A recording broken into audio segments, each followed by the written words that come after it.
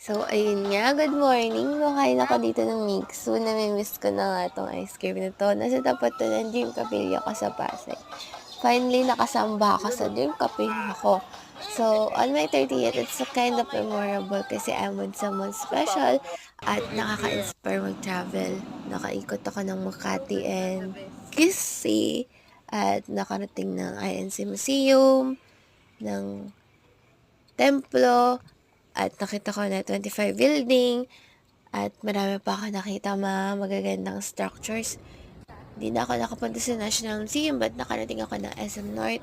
At sobrang saya ko kasi napaka-memorable nito. Lalo nung na-meet ko yung main circle ng mother side ko.